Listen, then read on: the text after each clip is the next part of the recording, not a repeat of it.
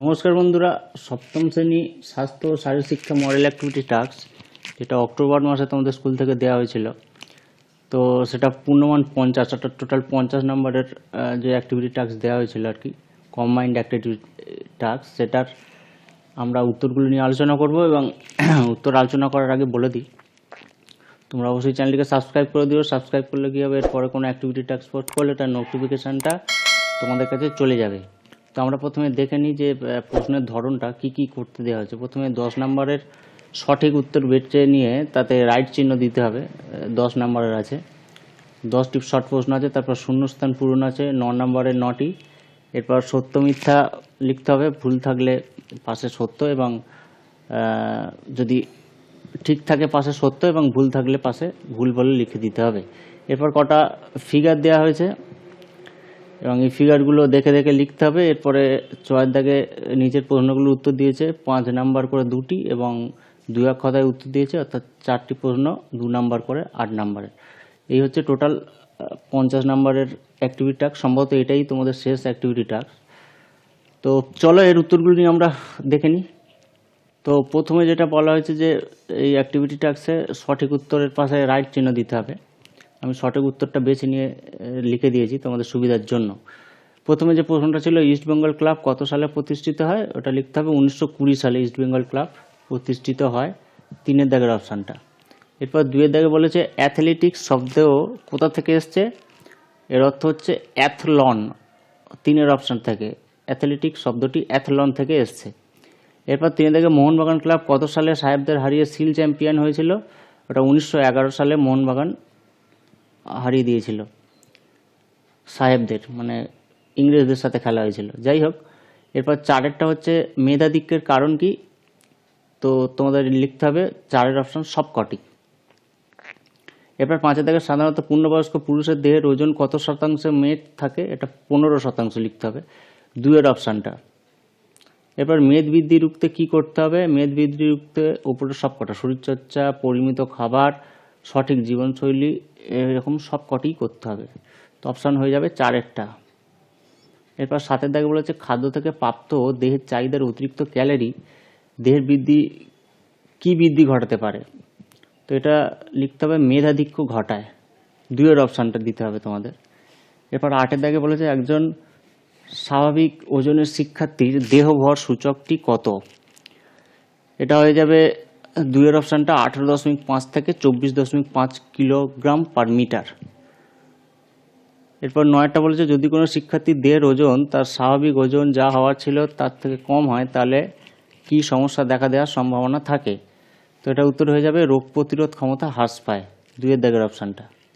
এরপর 10 দাগের বলেছে কোনটি দেহভর সূচকের সূত্র, তোমাদের লিখতে হবে 1 দাগেরটা, ওজন অর্থাৎ কিলোগ্রাম বাই উচ্চতা মিটার স্কোয়ার। তো 10টি প্রশ্ন হয়ে গেল। এবার শূন্যস্থান পূরণ। 1 দাগে বলেছে খেলা মানুষের ড্যাশ প্রবৃত্তি, তো এটা তোমাদের উত্তরে ওই যে আমি হলুদ করে দেখিয়ে দিয়েছি, হলুদ অংশ করে, খেলা মানুষের সহজাত প্রবৃত্তি।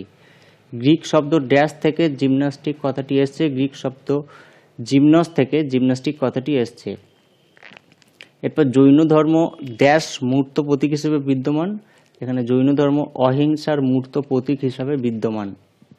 এরপর 4টা এনসিবি ড্যাশ ড্যাশ রং নৌসেনা বাহিনীর প্রতীক, এখানে এনসিসির হালকা নীল রং নৌসেনা বাহিনীর প্রতীক, এটাই লিখতে হবে।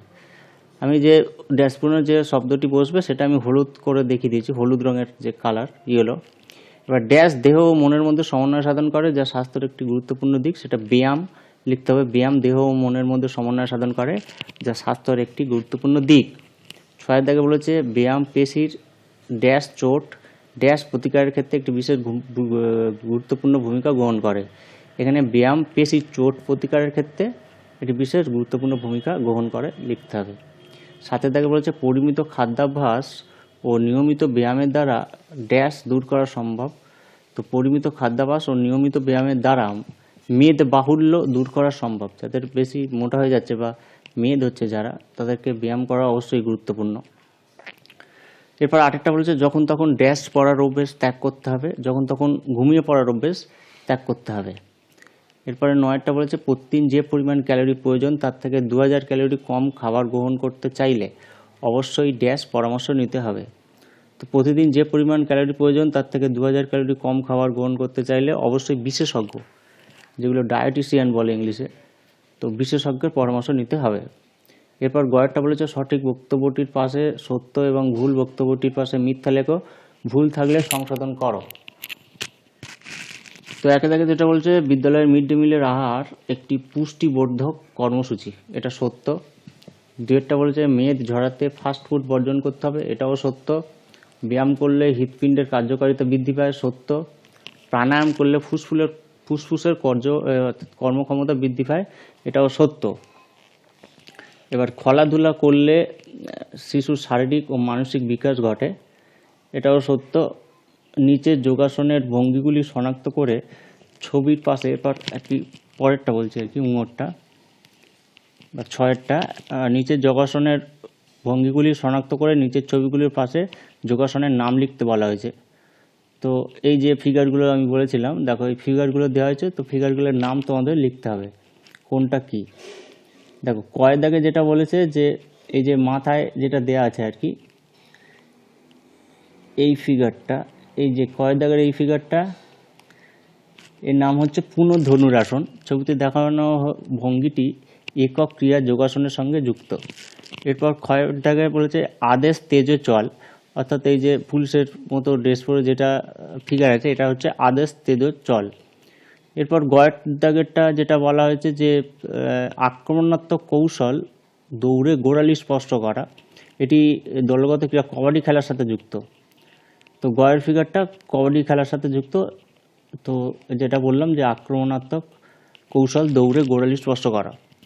এরপর ঘয়ের দাগেরটা ফিগারে দেখানো হয়েছে যে কাঠ হুইল, অর্থাৎ এই যে যে ভল্ট যে খাওয়ার যে সাইনটা দেখাচ্ছে, এটা হচ্ছে কাঠ হুইল লিখতে হবে তোমাদের, এটা একটা জিমন্যাস্টিকের পার্ট। যাই হোক, মুঙের ছবিতে যেটা দেখা হচ্ছে একটা পিরামিডের, তো সমবেত ক্রিয়ার সঙ্গে যুক্ত। এবং লাস্টে যেটা দেওয়া আছে খালি হাতে ব্যায়াম করা, তো ভঙ্গিটি ক্যালিস্থেনিক্স বলে এরকম লিখতে হবে তোমাদের, এই ভঙ্গিটি ক্যালিস্থেনিক্সের সাথে যুক্ত, যেটা এই যে খালি হাতে ফ্রি হ্যান্ড যে ব্যায়ামটা করছে। যাই হোক, এরপরে উঙ্গর দাগে যে প্রশ্নগুলোর উত্তর দিতে বলেছে সেটা আমরা দেখে নিই। স্বাস্থ্যের ওপর ব্যায়ামের প্রভাব বর্ণনা করো। দেখো স্বাস্থ্যের ওপর ব্যায়ামের প্রভাবগুলি নিম্নলিখিত, তো এখানে পয়েন্ট করে করে লিখতে হবে। প্রথমে একের দাগে লিখতে হবে হৃৎপিণ্ডের কর্মক্ষমতা বৃদ্ধি পায়। দুইয়েরটা লিখতে হবে ফুসফুসের আয়তন ও কর্মক্ষমতা বৃদ্ধি পায়। স্থূলকায় ব্যক্তির ফ্যাট কমাতে সাহায্য করে, ওজন নিয়ন্ত্রণে সাহায্য করে, রক্তচাপ নিয়ন্ত্রণে বিশেষ ভূমিকা পালন করে। এবং ছয়ের পয়েন্টটা লিখতে হবে শারীরিক কাঠামোকে শক্তিশালী করে তোলে। এরপরে সামাজিক স্বাস্থ্যের ওপর প্রভাব লিখলে তোমাদের এইটাই দিতে হবে। দেখো প্রতিদিন খেলাধুলার মধ্য দিয়ে সমাজের প্রতি স্তরের মানুষের সঙ্গে মেলামেশার সুযোগ হয়। এছাড়া একটা হচ্ছে নিয়মানুবর্তিতা ও শৃঙ্খলাবোধের বৃদ্ধি হতে সাহায্য করে, সহযোগিতার মনোভাব বৃদ্ধি পায়, পরস্পরকে ভালোবাসতে ও শ্রদ্ধা করতে শেখায়। এরপর মানসিক স্বাস্থ্যের উপর কী কী প্রভাব পড়ে দেখে নাও। উদ্বেগ হতাশা কমাতে সাহায্য করে, যে কোনো পরিবেশে ব্যক্তিকে মানিয়ে নিতে সাহায্য করে, কাজের প্রতি মনোসংযোগ বৃদ্ধি পায়, মানসিক চাপ কমাতে সাহায্য করে, আত্মবিশ্বাস ও আত্মসংযম বাড়াতে সাহায্য করে, মনের দূষণ প্রতিরোধ করে খেলাধুলা, অর্থাৎ মনে যদি কারো দূষিত হয়ে যায় তা সেটা খেলাধুলা করলে অনেকটা নিরাময় করা সম্ভব। এবার রোগ প্রতিরোধ ক্ষমতা যেটা বলেছে, দেখো একে দেখে ডায়াবেটিস হওয়ার সম্ভাবনা কমে যায় এবং ডায়াবেটিস হলে তা নিয়ন্ত্রণ করতে সাহায্য করে। দুইয়ের দাগে বলছে উচ্চ রক্তচাপ নিয়ন্ত্রণ, মানে হাই যাদের ব্লাড প্রেশার আছে তাদের খেলাধুলা করাটা প্রয়োজন, তো হাই ব্লাড প্রেশারটা কন্ট্রোলে থাকে। তিনেরটা বলেছে হাইপোকাইনেটিক্স বা কম পরিশ্রমজনিত রোগ, যেমন মধুমেহ, উচ্চ রক্তচাপ, মেরুদণ্ডের স্বাভাবিক শক্তির হ্রাস, ওজনের বৃদ্ধি, ফ্যাট ইত্যাদি হওয়ার সম্ভাবনা কমিয়ে দেয়। চারে বলছে ব্যায়াম পেশির চোট প্রতিকারের ক্ষেত্রে একটি বিশেষ গুরুত্বপূর্ণ ভূমিকা পালন করে। এবার দুইয়ের দাগে যে প্রশ্ন ছিল মেদ ঝরাতে কি কি করতে হবে লেখো। তো উত্তরটা আমি বলে দিচ্ছি। মেদ ঝরাতে যে বিষয়গুলি আমাদের করণীয় সেগুলি হলো, 1. শিশুদের খিদে পেলে তবেই খেতে দিতে হবে, তবে এককালীন বেশি করে না খাওয়া উচিত।